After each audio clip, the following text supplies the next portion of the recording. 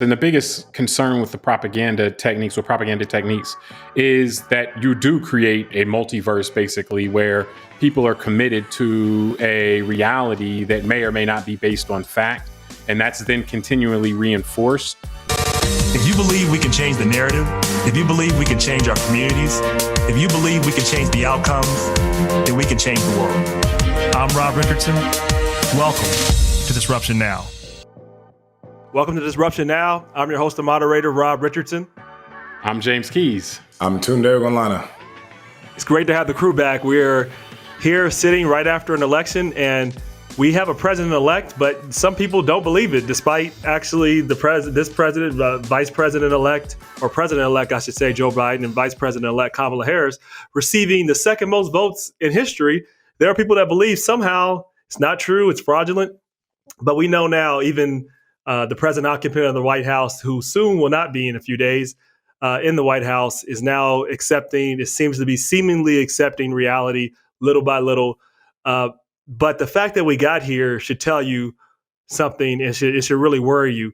You know, the fact is, before we got here, we know what has been tried. We know that this president was firing the heads of security, was firing people in the military, anybody that dare spoke the truth, anybody that would contravene anything that indicated the absolute truth, that Joe Biden was the president-elect. And it's not like this was a close election. It's not like this was an election where we had to really worry about things. It's actually, the election wasn't even that close when they counted the numbers. He's going to go up in like 7 or 8 states. He could take away Georgia, he would still win. You could take away Arizona, he would still win. You could take away Pennsylvania, he would still would have won. There was no scenario under anywhere on this earth now. But here we have propaganda where we have multiple earths. And, you know, by the way, side note, I'm a geek. I love multi-universes. I was in the spider universes where there were multiple Spider-Mans. All that's cool.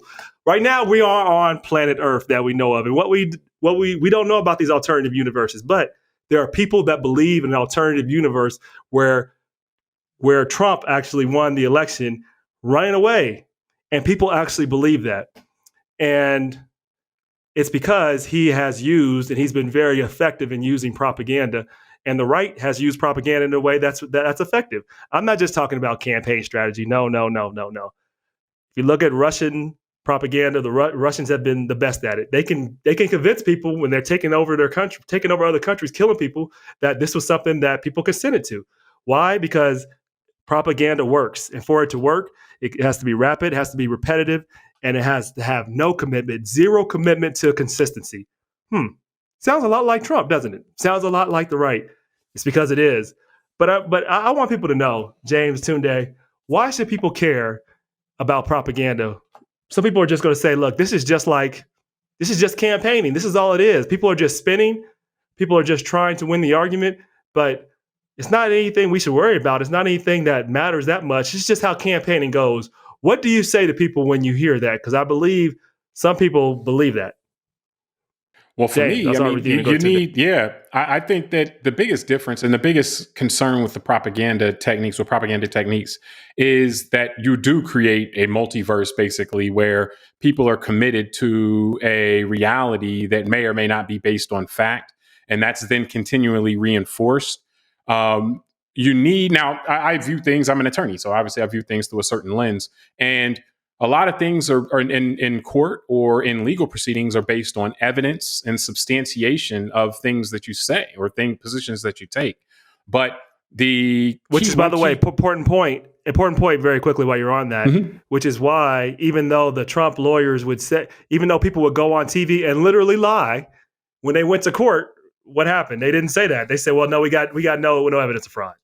Well, yeah, they couldn't substantiate the wilder claims that we'd see in the media. And so but if you don't have the evidence, if you don't have the proof, then what we've seen throughout history, but we have it's different in the modern era with social media and just the prevalence of all types of media all over the place. We don't just have 3 main networks or something like that.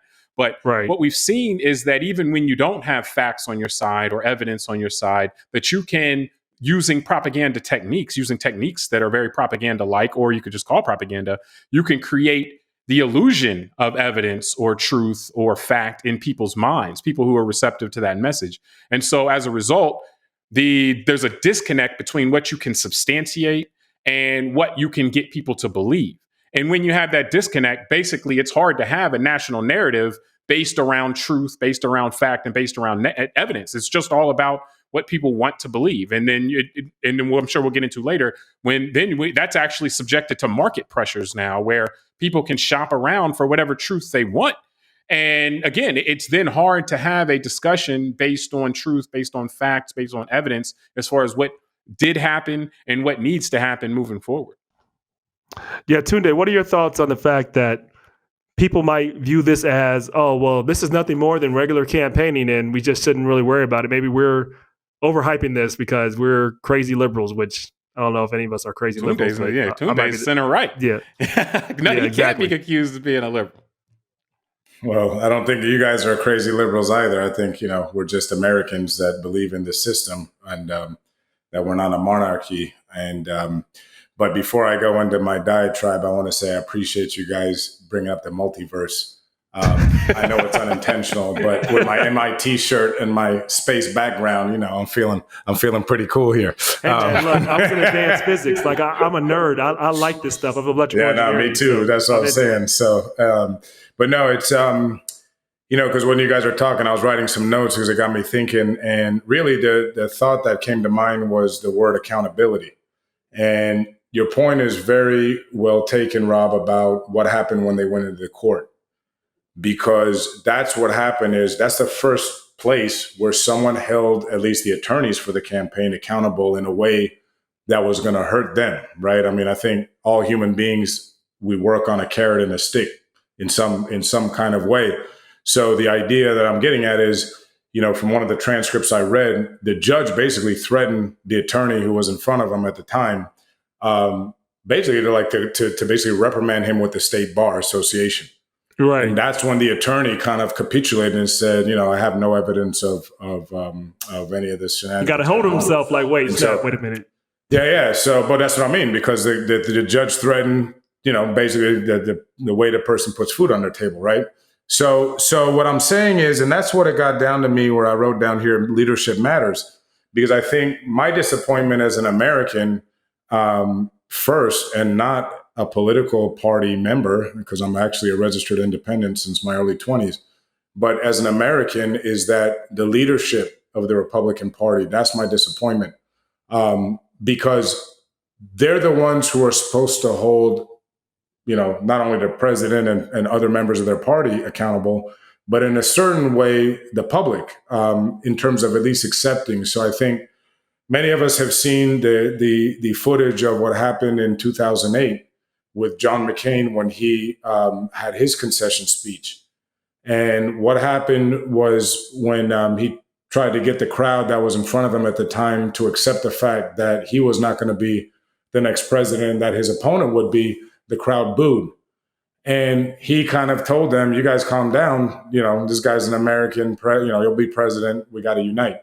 Now, maybe the base of the Republican Party post 2008 didn't follow his lead, but at least the symbolic gesture of him being a leader was that.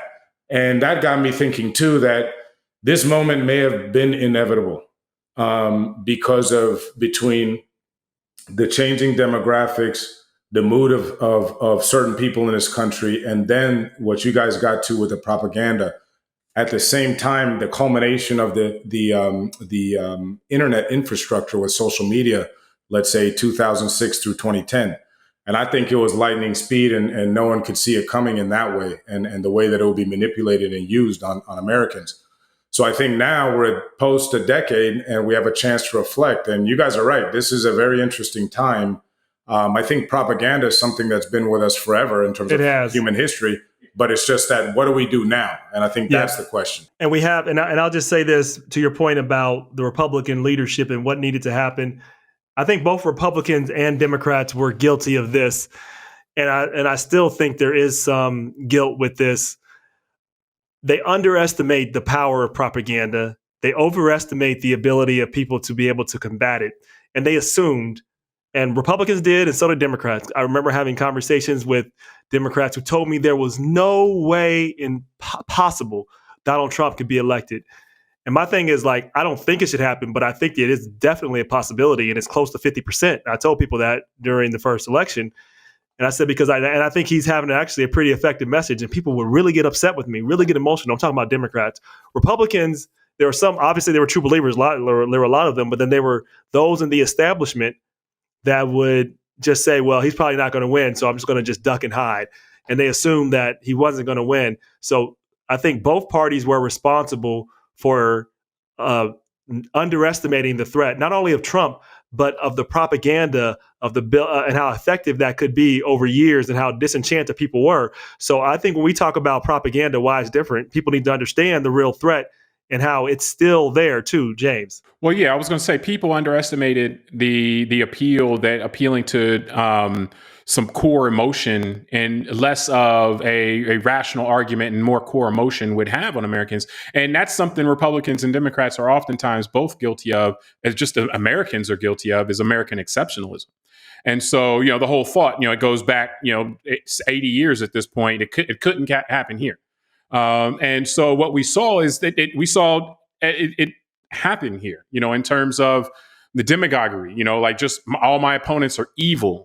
And, that stuff could really take root and flourish in a way that just grasps Americans. And that's something that, thoughtful Americans on all sides of the aisle have thought that just couldn't take hold here. We've looked at other countries, we looked down at other countries and said, oh, a charismatic leader wouldn't be able to come here and with no substance much of what they're talking about, but just appealing on raw emotion and really cover much ground. But, that's the American exceptionalism argument was shown to be incorrect in that sense. We're still human beings. And so, yeah, I think ultimately the question we're going to have to get to at a certain point for all of us is propaganda's always been here, but it's always been in different forms because propaganda depends on the nature of the media at that moment. And so propaganda techniques have now been clearly defined for how they operate in this type of media environment. And if you go back to the previous type of media environment, we consider propaganda to be state-run media, like one news channel owned by the state, and they told you that was your only source of information. Right. And the argument now is that we have all this information.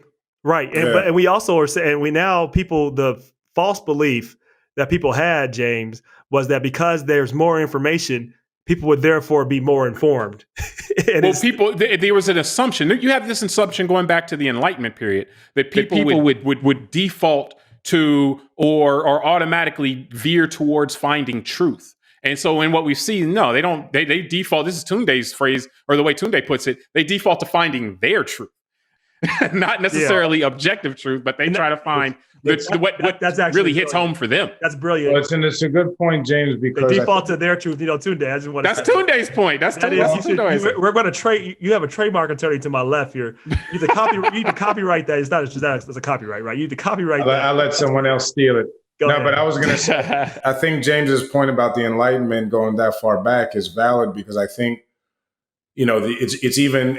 I'll get more focused on that and say the idea was that with enough information, people would lean towards reason. Yeah. And that you wouldn't have this type of mob mentalities and all that. And I think that was really when you see, and I think it's unfortunate that, again, those who kind of don't have the full understanding or they got confirmation bias that tells them it's a conspiracy. If you look at the back of the dollar bill, that word in Latin doesn't say New World Order. It actually means a new secular order. The idea was that this was going to be a land of reason.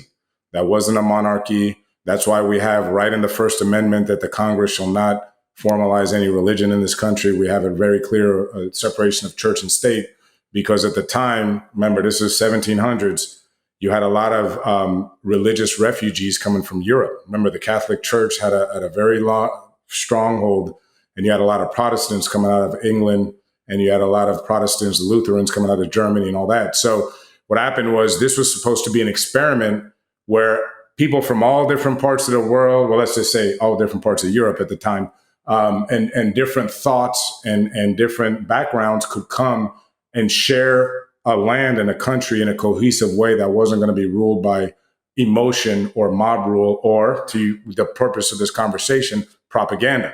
And so the idea was reason. So, and there are one person, one entity, or a very controlled set of powers will be able to take over. Correct. But to speed it up, now to fast forward to today, and I think this is something that I've said in the past, year, and you guys have heard me say it, and it's a bit of a humility play, which is I was naive, right? Like I think part of this is it's like getting punched in the face. You kind of get punched in the face in 08 through 2012, 2015, 2016, right? Meaning you got all this kind of propaganda, misinformation. I think what happened is people like us were kind of trying to rationalize and reason it. What do you mean the president's not born in the United States? That he's, there's no evidence of this. Why would you think that? What do you mean that, well, no, Tunde, let me just add real quick. Why would you think that in the absence of any confirmed evidence? But go ahead. Yeah, well, but what I'm saying is... No, because I can tell you, because he believed in the goodness of people. He defaulted to the... Yeah, no, that's... people are good. But what I'm saying is, like, I heard conspiracy... And rationality. No, that's but the I better heard way to say it, because the good is too vague. Rational. No, but this isn't the first time any of us have heard conspiracy theories. I mean, I was telling James the other day on the phone, like, think about the contrails and the planes, right? That's a conspiracy theory. The difference is, to your point, Rob, from the beginning of the opening of the show, is it wasn't until kind of this last decade or so that you had the algorithms, the social media, the ability for it to be constantly in someone's face. So what happens is, under a prior life that we all lived, prior to all this technology stuff and social media, you could kind of catch somebody who might be telling you, hey, man, I heard that the president wasn't born here and all that. You actually might be able to have a conversation. And if 2 or 3 people had that same conversation with that one person, that person might get off the ledge a bit and not believe it as much. But what happens is the phone's right here. And no matter how much we try and come from the outside, talk to them, they got this thing telling them something constant. Yeah, they'll believe it. And people believe it. Constant reinforcement. Yeah. Constant reinforcement. And it's really people, and it's people that we're close to. So, But that's why, just to finish, and then I'll shut up here, is that's why I'm not as doom and gloom as some are. I'm not saying you guys. Because I feel like, Mark Twain had this great line that a lie can get halfway around the world before the truth can put its shoes on. And I think that's what's happened this last decade. Most of us are just getting our shoes on when a lot of this stuff already been peddled out there. So there'll be, like you guys said, right? This is the new printing press. There'll be a way that the system gets around to controlling this. Personally, I think it's dealing with big tech at some point, but that's out of my control. See, I think that's it. It's not just big tech, right? So Fox News, for example, has been in training for a long time, but even before social media took off to its height. As you stated earlier, it wasn't just, Fox News was literally created. Part of its genesis was actually after Nixon. They didn't want to have any other president get kicked out like this. And they wanted to make sure that they could control the narrative, and they care. And it's less about, they are propaganda, though they've had limits. I will give them this much credit. They've at least acknowledged they've shown us their limits. That we have a president elect, and it's Biden. Well, they've been a slippery slope too, though, because they had their limits. Correct. Were more. And then they saw how much money, this is something that you have to deal with as well. The market forces will oftentimes want you to slip more and more. We're getting into that right now, so let's go there. The profit side. There was one other point I wanted to make with Tunde's point. Go ahead. Now I want to go to that point. Yeah, because that's a big part of it in terms of how to deal with it. And just with our country, though, I mean, I think that we also have to acknowledge that America and the United States of America, we've had kind of a conflict ongoing in America since the beginning as well. Like, and we can't, and that a lot of that just comes to a head at various times, and so right now it's coming to a head again. The question is whether we're going to be a secular democracy or whether religion should dominate in our courts or in our laws, and that battle's been fought over the Senate control and that's one battle. So forth. There's another, and versus the First Amendment, where they thought they settled it, but the people who they thought they beat in that argument did not give up. And then you have whether we're going to be a multiracial democracy or a democracy where there's privilege at play, and there are privileged classes of people based on race and underprivileged classes based on race or status and so forth. And so both of those battles have been playing out, and we're just seeing the fight is just continuing on. And the internet, social media, our media environment now brings it to a head, more in our face, I should say, all the time now. and allows people to become immersed in certain points of view, which may or may not be based on fact because of the propaganda and because the market forces, which I know you're about to get into, oftentimes compel actors in the media space. Well, let's just talk about to tell that. people what they want to hear. Yeah, the market forces compel this. We know Fox News did this for political reasons, but also purely economic reasons. There were people that wanted to have their views reinforced. And some in the conservative side believed that the media was out to get them if they said anything, even if it was a fact. Oh, they're talking about climate change. They're biased. Oh, they're talking about this racism. They're biased. So they wanted someone that would frame things in a way that was receptive to them. And they found out that you can essentially combine some elements of propaganda and entertainment and make a bunch of money and make it look like news so people feel like they're getting news while getting entertained while reinforcing their own biases. So, but I think we should back up from that, though, because I would say that when like the thought process on the surface that Fox gave in terms of providing conservative framing, I think is legitimate. I do believe that I don't think media companies, there are no liberal media companies, because they're owned by major corporations. Major corporations aren't liberal. But people in media oftentimes tend to skew more left view of things. They're more suspicious of authority, of central authority, for example. They're more oftentimes going to just be more receptive to outsiders. That's just how the type of people that get in the media a lot of times, not all the time. And so you did see issues be framed in a way that I could see why somebody on the right would say, or in the center right, I should say, would be like, well, but the way you frame the issue, you always set us up to be a bad guy. Now, that may or may not have been really what was going on, but that was the stuff they were saying they were doing. And they did to some degree. Like when Wesley Clark is up there, like there were people that were trying to do that. But as you're noting, it once you started it became a slippery I'll say slope. They definitely crept. They creeped to a whole where they would actually. I'll give you one example out of many. When they started the whole when Trump started the whole Barack Obama, is he born in another nation, the whole birther thing, at first they totally shut it down, but then see people were liking it, and then they kind of played with it and entertained it. And with this view, like, okay, we played and entertained it, our media likes it, but then we'll pull it back if we need to. But here's the question. Now you're seeing with Biden, clearly he's president-elect, and they had to acknowledge it because there were limits that they haven't passed yet, but they've gone further than a lot of people thought they would, but they didn't want to go this far. And now people are upset with them, and now they're abandoning Fox News to go to whatever I think there's Owen, there's other stuff that's even more, that's willing to tell you even more of what you want to believe, so now they've opened up this Pandora box. The question is, where do we go from here? Like, what can be done with the market forces driving people? What do we do? And what can be done? What do you think happens next with the right wing? Tunde had an excellent point about the news desk versus the opinion desk also on Fox, like enter Fox. I'm not going to steal it. I mean, like it was a really good point as far as when he would watch that. Yeah, no, just basically that, if you watch Fox before probably 7, 8 o'clock at night, you're getting some actual really good factual information. I think they did a great job in trying to thread the needle that they, like you guys say, created. I'm not naive to that. I feel like they created this Frankenstein's monster and they realize now it's out of control, and they trying to thread that needle of understanding their base, or a lot of the viewers have PTSD literally since November 4th. So they're trying to be appreciative of that, but also trying to tell them what happened in a factual way and saying, look, this happened. And you can't, this isn't basically running against the narrative that's been coming out of the White House in terms of their own defense of the election.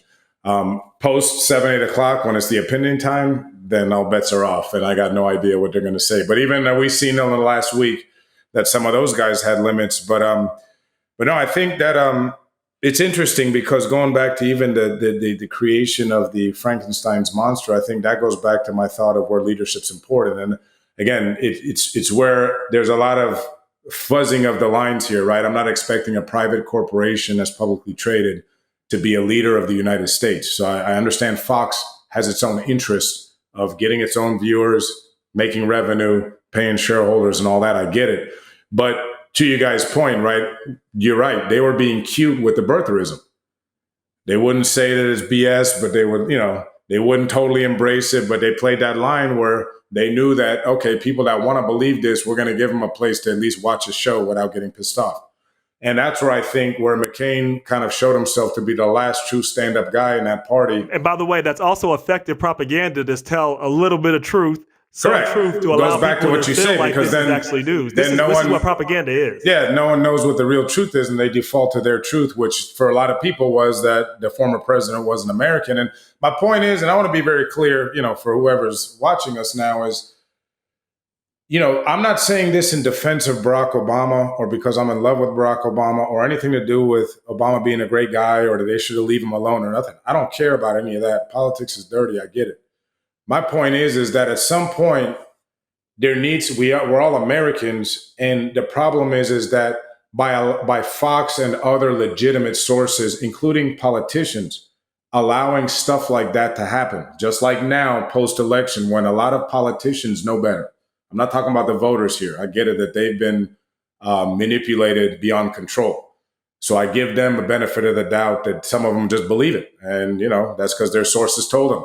But, again, we got the head of the Senate Judiciary Committee, a guy named Lindsey Graham. He knows better. Guys like Ted Cruz. Who by the way, who told people, back up there for a minute, Lindsey Graham told the Georgia Secretary of State to throw out votes. No, I know. And just say that out loud really quick. A senator in the United States who's the head of the Judiciary Committee told someone to throw out votes and then got upset. I think it's really important. Got upset. And then a lot of people got upset with the Secretary of State of Georgia. And now they're upset with the governor of Georgia. And these people are Republican. They're like the true conservatives out there, not these sycophant types. And that's the funny thing. It's just they're pretty close to the sycophant types. Brian Kemp, like these people. No, but what I'm saying is, I'm just trying to say, Brian Kemp was throwing out votes like crazy in 2018, like when it was him on the ballot. But what I'm saying is, that's a traditional Republican throwing out the votes in 2018. What I'm saying is, he's a party loyalist that's played the game, and now he's not even pure enough. That's really the point I'm making. Yeah, exactly. It's a constant loyalty test. No, but to finish the point I was getting at was that to me the leadership is important, because that's why I don't blame the voter as much. Because if you've got people that are like senators, right? There's only 100 senators in the United States out of 300 plus million people. We have always revered these type of positions as important people that we should respect. So if you have, that's where I feel like the interference is coming from. And where I was getting at with the birtherism and all that and the cuteness of it is not to defend Barack Obama. He's a politician. He can defend himself. What's happening is what I was worried about is what's played out now. To me, it's a national security threat. Well, it is. He's literally firing people that don't that acknowledge reality. No, but what I'm saying is the pump has been primed. This has started way before Trump. That's what I'm saying. People give Trump too much credit for this. What I'm saying is the fact that 47% of the Republican voters that were polled during the Obama administration believe that their own president of their country was illegitimate is a national security threat, because that allowed this to happen now. You see what I'm saying? It allowed the Russians to come in 2016 and play this game. And so that's where I'm saying that I'm disappointed in the Republican leadership post John McCain, because we never saw anyone like that again, except for Mitt Romney, who I respect. And guys like Jeff Flake and Corker, too, are no longer there. But I'm saying the guys that are still there now, we've never seen any of them come out really. And Chris Christie has recently in his last few days, but he's not a sitting politician. So Mitt Romney is the only current guy who's elected and in office that has stood up and said, this is bullshit, this is not American, and this is how we destroy ourselves. Well, there's more people now. He was just the first one. Like, I think Lisa Murkowski in Alaska came out to, like in the past day or so. We're in Florida, bro. I'm too far from Alaska to know what she's talking about, so I'm sorry.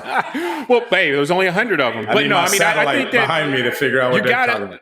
But you have to drill back on this point of the market incentive. With entertainment, if you're in the entertainment business, you have to make people feel a certain way so you keep their eyeballs, so they keep watching or keep listening. And if you're in the news business, you're supposed to provide people with truthful information. Well, what's happened though is that the entertainment business is more lucrative than the news business. And so when you have news companies trying to respond to entertainment type incentives. They want to give news that makes their audience feel a certain way, that makes them feel good or makes them feel correct. And so that creates pressure for them to adjust what they tell them or to outright lie to them sometimes. And so that's what you have. That's what you have when Fox News calls Biden president-elect and their viewers revolt and start saying we're not going to watch you anymore. And then Fox News is like, oh my gosh, what do you mean you're not going to watch us anymore? That's how we make money, is people watching us. And so as a result, they are beholden almost to their audience. If their audience is saying, hey, we don't want to hear that Trump lost the election, then that puts them in a very, very tough spot. That's, I think, the description of Frankenstein's monster. We want you to continue to lie to us to make us feel good because this is what you've done. Just tell us what we want to hear. And so, like, I think Frankenstein monster Fox primed them. Fox is. But that's the point I was going to make. Go ahead. I think the Frankenstein monster way to put that is a very good way, is a very descriptive way and an apt way to describe this, because Fox actually created that expectation, and right-wing media in general created that expectation over the years with white lies and smaller things. Trump gets too much. Trump didn't create this. Trump just understands its power and has the shamelessness to try to fully leverage the power to his own advantage. And so, and not only that, he has shamelessness. He does the exact stuff. He's repetitive, and he lacks any commitment to any type of consistency. Not about truth. It's a really important point. It's one consistency, and that is it has to be in his favor. Like, that's the thing. His test for he's consistent on that. Yeah, and that's the thing. Like, he actually personalizes every issue to where you either agree with him or you are his enemy. And that's how you lose. People at the Homeland Security. Like the Chris and people believe this. Let me say this. This is an important point I want to have. Okay, go ahead. People believe this, James, in the issue, and I think proponents of the truth, Democrats, independents, folks that saw this person for who he was, and I saw an article that said it was one of my progressive friends put it up. They said, good people don't support a bad person. False. Good people support bad people all the time, and they don't know. And you look at what happened, and I know people hate this comparison, but Nazi Germany is a very good example of where we don't want to get to. And my point is that it didn't get there overnight. He started taking steps and steps and steps, and I don't think we're going to get there because our system is correcting. But what people were allowing to happen, like, oh, no big deal. It's not going to happen here. It's not going to happen here. The minute you think that you're not vulnerable to something, you are vulnerable to it. Anything can happen anywhere unless we remain vigilant, which is why people need to understand what has happened here. And I want to go to my question here. We know that Trump is highly effective in being and using propaganda and marketing, but he doesn't know how to bring it in and adjust. He's not Putin. He's also not Hitler. He's not. Like they don't know how to, and he doesn't know how to figure out how to be strategic. Like, people met Hitler and liked Hitler. People don't know this. Like, a lot of people initially thought Hitler was going to be good, including America and lots of other people. He was very charming, and he knew how to bring it in when he needed to. Trump does not. But what Trump has shown is that our system could be vulnerable to somebody that understands how to bring it in and how to be a little more self-aware and emotional intelligence to use propaganda when they need to and pull back. And perhaps our system is vulnerable for breaking. I want to know the thoughts on that. We know Trump. It looks like Trump is not going to stay there. I mean, you can't guarantee anything, but the tea leaves look like it's starting to come out that he's not going to be able to stay. But can there be someone who uses the same playbook that is more effective, or is this unique to Trump because he's just so shameless? What are you guys' thoughts on that? I'll jump on this grenade here. I don't know. Who knows, right? We'll see. But I think that Trump is a very unique individual. I think that he has a combination of a lot of things that have allowed him to get this far. Meaning, I think James just referenced it, the shamelessness. A lot of people have a guardrail somewhere in their head where they won't say certain things, period. And he just doesn't seem to have that, which also is what got him enamored to the base in 2015, 2016 when he was campaigning. Because remember, he had balls, right? Mexico going to pay for that wall, does ban Muslims. He said things that a regular politician wouldn't say. And then I think a lot of things have happened. Donald Trump is a very unique individual in the American landscape for the last generation or two. right? I mean, I remember watching Lifestyles of the Rich and Famous when I was a kid in the mid-late 80s, and he was on there. Then he had The Apprentice. Remember, it would take a lot for someone to repeat how he basically laid the groundwork for being part of the American culture prior to running. And so I think that he's a unique individual for many reasons, but I do think you're right. And that's one thing I wanted to point out in our discussion here, which is what he's pointed out actually, and I've said this to James in separate conversations, I never really understood like the kind of libertarian thing about a limited government and all that stuff and kind of the Thomas Jefferson thing that we don't want tyranny. And like, it took Trump for me to really appreciate how the messiness and intricateness of our system is so protective of the overall system, right? Like what we just talked about coming in, the judges rejecting his attorney's stuff. Like you guys said about, I read the details about what happened with Lindsey Graham and the Secretary of State of Georgia. And the Secretary of State, he said, and when he was being interviewed, he goes, one of the things I told Senator Graham was, what you're asking me, even if I wanted to do it, I can't, because we have 200 counties in Georgia, and each county has its own different system and the way they report it up to us. And so it's just like, I just thought, man, I never been so kind of thankful and grateful for this. Yeah, this I system. thought about the same thing. And I never kind of understood, like now I don't want a traditional open democracy, which is a 51% rule. I don't want all that stuff because I notice, like you get the wrong person in there and they'll get that majority quickly. And maybe we should like that as sausage being made and it's ugly. Because like we just said, right at the beginning, that human beings don't want reason when you're talking about masses. Probably me included, if it was some issue that I really cared about. I wouldn't want to be reasonable. I think, what Hamilton had a line on this. He said, no, if they're going to ban the multiverse, Tunde would be like, no. Yeah, man. Then I got to give up my green screen, and I got problems. So but just to finish my thought, and then I'll give up the floor. Is that like we were alluding to earlier, is that the messiness of the system and the whole. That's why I feel like it makes me appreciate such a beautiful system the founders created, which is it's supposed to work against our reason. Our emotion, and force us to have dialogue and debate to kind of get to the reason so that we can agree on something. Right. And it's just fascinating. But that's where. No, I was going to say, I think that I agree with that in the sense that the system actually held up pretty well. Now, obviously, someone more skilled may be able to do more damage, but it had its moments, but it didn't break. Well, but the reason for that isn't really the system. Any democratic system, you need large-scale buy-in. And I think what was revealed recently, what we've seen over the past, let's say, 5 to 10 years, is that there are a substantial number of Americans that are not really too enamored with democracy if they don't win. And so that being exposed, I think, is the thing that could subsequently be weaponized by someone who may be more skillful at being able to play the game, because like we've seen, there are people, if I don't win the election wasn't legit. And a lot of people will get on board with that sentiment.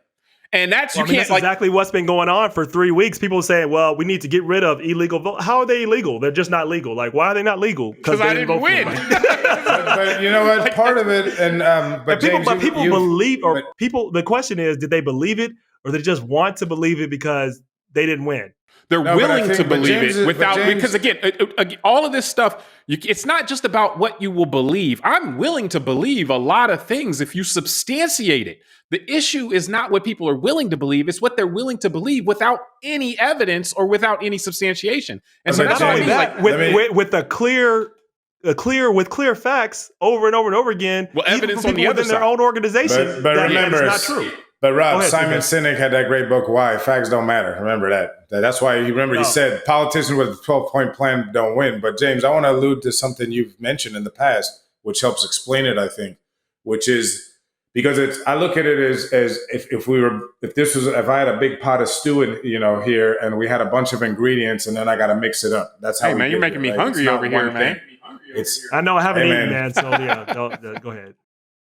I got some Ferrero Rochers if you want, but I'll throw them at you. But no, because I feel like there's several ingredients that got us here, and one of them was going back to the original comments, Rob, about the propaganda. Because James, you've alluded to this, which is if the opponent is so bad, then what happens is it gets people to a place where they'll put up with anything, because the ends justify the means. And so the propaganda, right? The propaganda says that anybody that voted against. No, Rob, it's deeper than that, because I've been down this rabbit hole. What I'm saying is, I told James this in the summer. I was out at the sandbar and having another family with a big Trump flag on their boat. It's all good. We're having beers together. I'm having a good time with them. And somehow the lady brings up the election. And it's okay, and I'm like, whatever, it's just, she said, oh man, but all the politicians are full of shit, I'm going to vote for Trump. And I said, well, I think everyone's full of shit. That's kind of was my olive branch, Right. And then she goes right into the whole thing about Democrats being pedophiles. I can't fucking vote for Biden and then pedophiles. Rob, I'm telling you, man, that shit is out there and people believe it. And the thing is that this is where I think Democrats and just not even the left, because again, I consider myself kind of an anybody that believes in the truth in America, like reason and actually, that, like James said, I just need evidence before I call someone a pedophile. Dennis Hastert from your state was a pedophile because the guy ratted on him, and then they found $3 million in bank payments to the guy. And then when they asked him, why the fuck you pay this guy $3 million over the past 20 years? Then he admitted, because I raped the guy when he was in high school. Wait, okay. That's not. I think that was Illinois, but go ahead. Illinois. I'm sorry. Don't put on you guys. Sorry. Hold on. Let me call out your state. You got Jim Jordan. The evidence isn't there yet, but he's guilty. But Jim Jordan. But my point. But my point is that's true. That, the wrestler is that that's where I think. I don't claim him either, though. Go ahead. But Rob, that's where I think a lot of people that want to see this go away are missing that part of it. This has been, that's why I said it's been 10 to 12 years of an effective ecosystem led by the algorithms and all that. And that's what my issue is with big tech, like Facebook. They've been allowing this on their platforms and they know it. And, it's market incentive. I hate to use, and I hate to use the R word, but I think this is where regulation is definitely needed. I mean, the government needs to say, you guys are basically committing treason at this point if we don't regulate you, because you're destroying this. Good luck. So here's the thing. People are moving. Here's the hard part of that. And I'm not against regulation either, but I also know that people are moving off Facebook right now because they think, even though Facebook's is not really regulating things, they think because they tell them this might be false. I mean, so like what's happening with Newsmax and Fox now. Right. So like you're not going to eliminate it all, though. The issue is that you want to return it to the fringe. Exactly. Like, so there's John Birch, existed, but like, this isn't the first time we have conspiracy theories, but the problem is let me get to that, because that's my next. Go ahead. No, I was going to say the problem is that's my next question, really. Yeah. They've been mainlined. Not only have they been mainlined, the president of the United States right now is the leader in conspiracy and propaganda theories. And then Trump had to go along with them. And then you either had what James has said, you had cowards or traitors on the Republican side. People just wouldn't say anything. And they would come behind, I know some Republican senators, and I would ask them, how are things in Washington? He said, oh, they're crazy, Rob. Crazy, Rob. I would say, well, speak up. I know. And then you'd have people that would just go along with it. They'd just be traitors, right? People that would say, oh yeah, there was a bunch of fraud, and Biden's not president-elect. That's our current example, but it's not surprising people believe it. This is where we need to go, though. We know propaganda has been used. We know it's been very effective. We know I think it's been more than 10 years. It's really been 20 or 30 years of systematic thought, and it's been weaponized with social media. Social media has made it more effective, but it's been in place for a long time. So this brings us to where we are right now. You can chart it actually from the fairness doctrine in terms of when the shackles came off the media and what they could say to you and how they. People might not know. Why don't you tell them what it is? The fairness doctrine was regulation that was put in place back in the 40s once you first started having broadcast media, which regulated the way the issues were presented, issues of public importance. It regulated the way that they were presented. And so that's why when Reagan gets rid of the fairness doctrine, that's why you have right-wing talk radio pop up right after that, because they no longer were constrained in terms of how they presented issues. They were allowed to present issues. You used to have to show both sides. When you talked about an issue, you'd have somebody have to have counterbalance to make sure with dealing with issues. It's a little more complex than that. That's why I wasn't specific, but it was regulated in terms of how it was presented. Generally, it was regulated. You couldn't call yourself news and come out and not have a real balanced approach to your news. Essentially, that's what it. Before that, that's the easiest way of describing it. Yeah, it's now, not. And I guess the best way to say it is that's not a complete way to describe it, but that's kind of the gist of it. Is that you had to present things with both sides, type of thing. That's kind of the gist of it. So go ahead.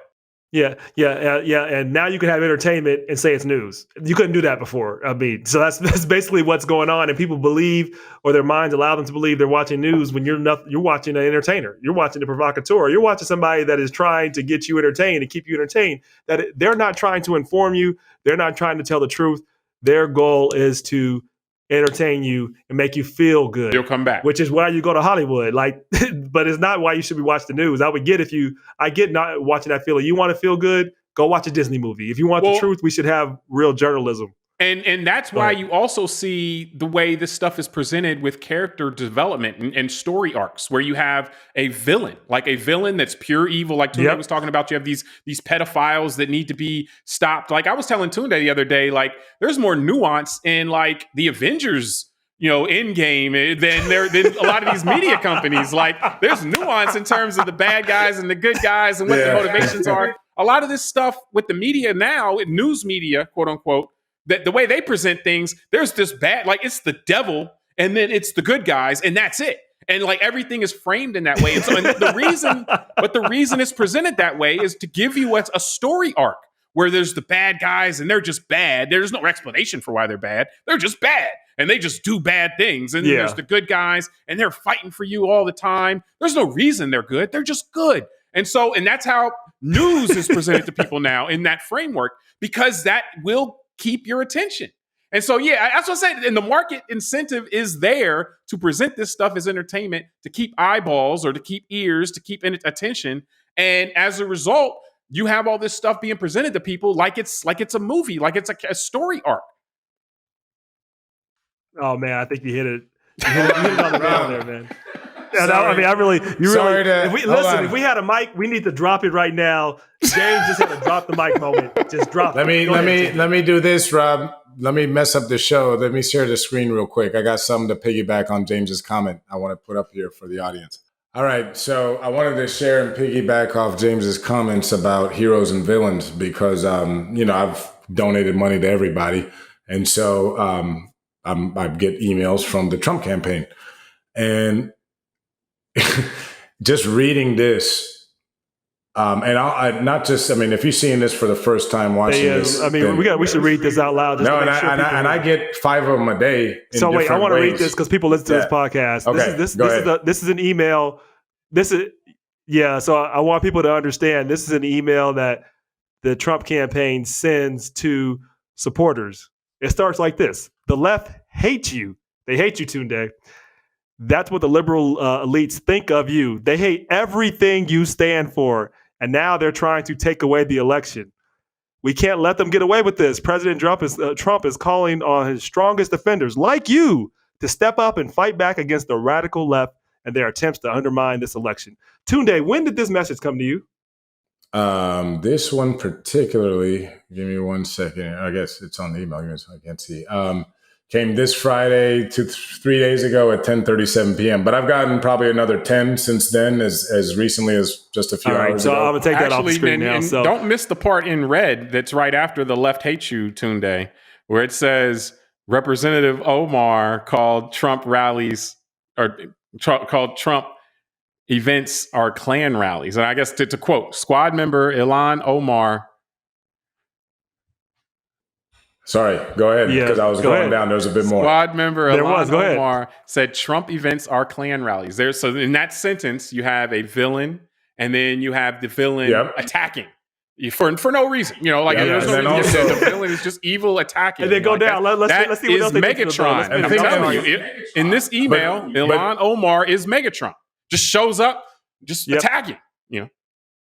But think about also the skillful nature of this publication. That's why I'm saying, Rob, I started laughing at first, but then when it kept being repetitive, I realized there's a lot of thought into whoever wrote this. There's no question. And it's very psychological because think about it. What's one thing that a lot of Trump supporters really gets them irritated is They being hate called being racist. called racist. They don't mind. So the fact that they put in here that she's calling Trump rallies Klan rallies, that's also going to get someone's ire. It's going to trigger them to respond.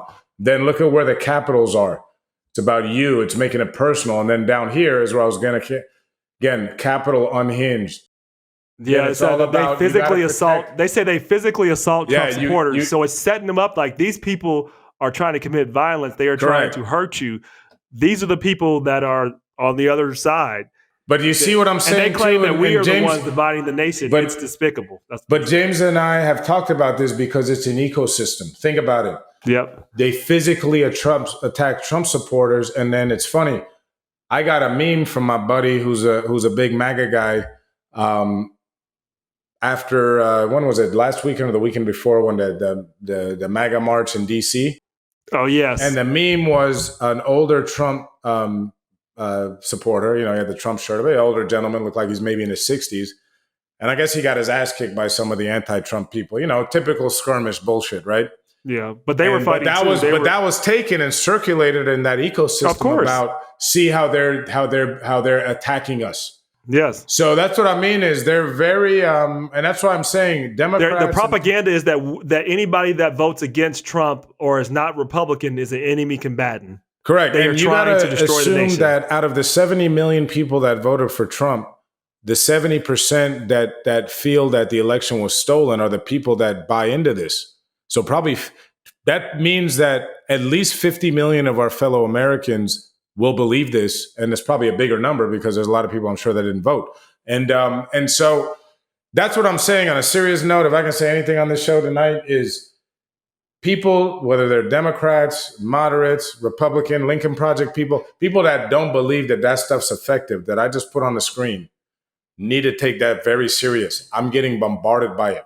It's very effective. The man has raised lots of money. Biden got more votes than anybody in history. Guess who got the second most than anybody in history? Donald Trump. So this is not to be underestimated. Yeah, this is not to be trivialized. So I want to say, what can we do? What can people who are seeking truth? This is my recommendation, as I said it, but I need to say it again because it's very important.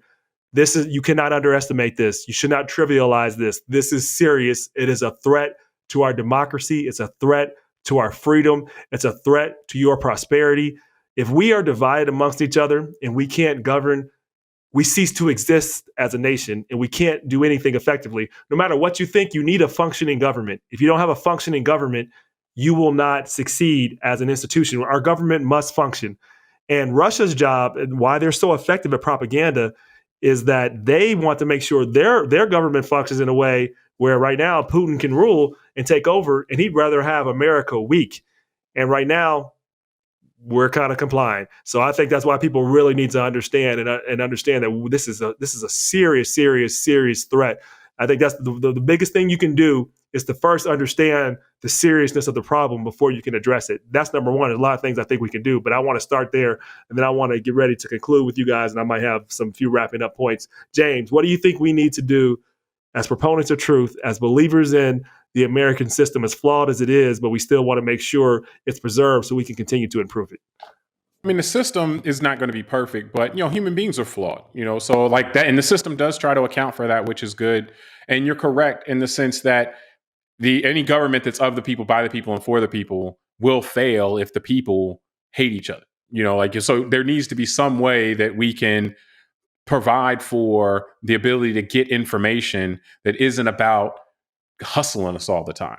That isn't about just looking at us as profit centers that need to be given certain things in order so that they stay around. Any of us, it's one set of media that's looking to target some people and another set of media that's looking to target another set of people. And then you have some media that's trying to play it straight. And oftentimes they're the ones that make the least amount of money. Playing it straight this is not new. Like playing it straight, just giving news makes the least amount of money, and it used to be to have a broadcast license, you had to have a news bureau when the government actually was in the business of giving people broadcast licenses because there was limited spectrum. Now anybody can broadcast anything at any time. So that's not really doable anymore. What needs to happen is that you need to find a way to separate entertainment from news in from the market signal standpoint. What we're seeing is a natural evolution of the fight for eyeballs. The reason why Facebook is a cesspool with conspiracy theory and all of these groups that get together and plot terrible things about each other, about people, is because that engages people. That makes people stay on the platform. So Facebook, they get more money the longer you stay on the platform. So the things that people are get into and want to keep coming back to and stay on for, the market forces tell Facebook that they need all that conspiracy theory stuff.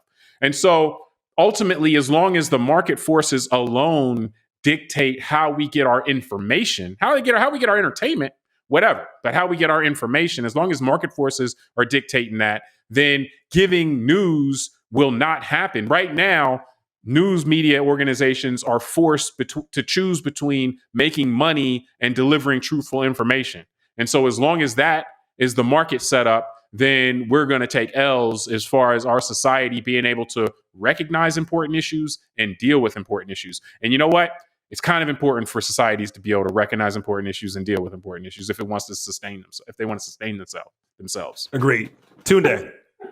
Yeah, no, it's I think we've got a long road ahead. I think that, and I've said this before, that Donald Trump probably gets too much credit and too much blame for a lot of things because he's not the one that started this, and it's not going to end when he's out. And so I think that people need to stop looking at him and start looking at past him and how we're going to deal with this when he's out.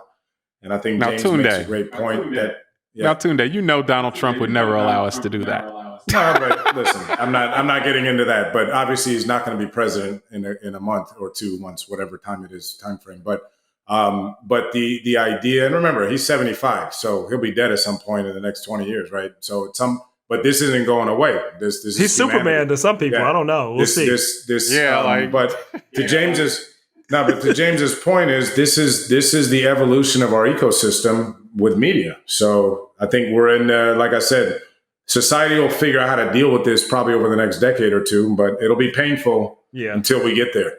You have a lot of faith in society. Or it'll deal with us. I think people have. or we'll collapse. One or the other. Yes, or it will deal with us. That's very well stated. It will either fix it or will collapse. One or the other. Yeah, look, I believe as we wrap up, I agree in the long term, a lot of things that James said. We have to look at, and you said as well, we might have to look at regulation and how we do this. We'll have to look at perhaps how our news media is driven. It shouldn't be a pure market force driven for particularly with news and how we get information, entertainment, whatever. Have at it. That's what entertainment is for. It's for fantasy. But how we actually get information about the government and things like that should be based on some facts, rooted in facts, not just entertainment and how we want to feel. But I think long term, those are long term things. In the short term, Democrats, independent-minded conservatives, libertarians, people that are interested in the truth need to understand what we're up against and understand that propaganda is being used. Propaganda is very profitable. It's very effective for power. So there needs to be a whole anti-propaganda machine. And it's not just us responding to propaganda with the truth. That does not work. If a lie is told 1,000 times, the truth has to be told 10,000 times. It has to be reinforced over and over and over again. People need to understand what's being presented in front of them is propaganda and not point by point. Because often the trick is people try to respond to the truth at every single moment. When the lie comes at you, the truth comes at you, the lies come at you. That doesn't work. You have to overall help people see the narrative as it comes along, and then have other people that can relate to the people that are being disenfranchised say the message too. And there has to be a strategy. And most importantly, people have to understand it's necessary to invest resources and time in doing this in the short term, as well as look to long-term solutions. Because if we don't, I'm afraid we could end up collapsing ourselves, and it could be something where we have to deal with it because it destroys our government at least for a time. So I don't want to see that happen. And we can't let the right propaganda. What I mean by that is the right using the propaganda, or propaganda being used in the right way, which will always undermine us, whether it's left or right. It doesn't matter. Propaganda, if we don't get a hold of it, maybe the left starts using it, and then we just all live in our own false realities, and we all just tear each other apart and believe that everybody on the other side is a horrible person. We cannot survive doing that. But we still have to understand this is not a Pollyannish way. And the only thing I say, because I think there are some in the new administration that believe that if we just say the truth and we are nice, that's going to solve the problem. It will not solve the problem. We have to have the sentiment, though, you shouldn't throw that sentiment away, because I think with propaganda and with the efforts that are being made, you have to look at what they're trying to do in terms of trying to address them. And what they're trying to do is divide people, to make people not see their own commonality, not see each other's humanity. And so part of the efforts to counteract it, as you point out, you can't just try to put out all these fires that are putting it out. What you have to do is try to make it so that you fireproof the system. And so you focus on trying to make people and show people their commonality and interest, show people that their problems are tied together, and then you try to inoculate them basically against the propaganda that's going to keep coming, and so propaganda is going to keep coming. Yeah. So, I mean, you got to make it so that people understand that we are all in this together. And it's going to evolve too. I mean, we didn't even get into the deep fakes and the fact that people can now make something look like they can make Rob Richardson say something Rob Richardson never said. They can create substantiation. Yeah. They can create evidence and people will believe that. And then you have to be ready for that. So I agree with you, James. We definitely have to operate in a level that tries to bring people together, but then we have to realize who and what we're going against and have a direct response to it. Because that's the only way we're going to bring people together. We have to make sure that we win the war in terms of information. Otherwise, we lose. One of the things I want to add on a serious note, because I've got several close people in my life that do kind of drink this Kool-Aid. And for anyone listening or watching that has, that deals with people like this, I think it's very important. Like you said, Rob, you don't try and combat them because I've already raised two kids in their 20s. So I've been a parent of teenagers. And, it's like when our daughter, her first boyfriend, we weren't a huge fan of him. But my wife was the one telling me, and she was right. Listen, if we act like we don't like him, she's just going to move out with him.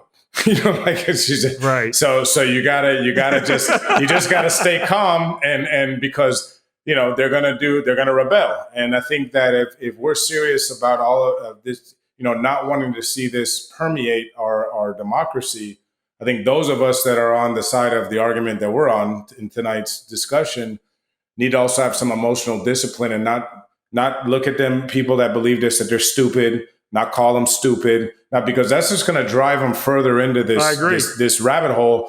We need to embrace them and remind them, especially like most of the people I know weren't always like this. 10, 15 years ago, they were more rational and moderate politically. They just got kind of ginned up and went down this rabbit hole, and it's like the cults, you somehow got to pull them back out, but it takes time too. And so just be patient with these folks. It takes time and it takes the same amount of consistency because people are still going to keep trying to put them in the propaganda because it works so effectively. Why would people stop? No, but that's my point. Like, we're part of the solution in that way too. We're all part of the ecosystem together, I guess is my point. And if we're going to point fingers and say they need to look and be open to a democracy that involves people that think other than they do, right? And legitimize when their opponent wins. We need to take some emotional discipline and not just belittle them and just at least calm down and say, guys, I agree. And it's very hard to do. But I know. But it is necessary because we have to for America. But we want to get ready to conclude. Until next time, I'm Rob Richardson. I'm James Keys. And I'm Tunde. And we'll see you next time.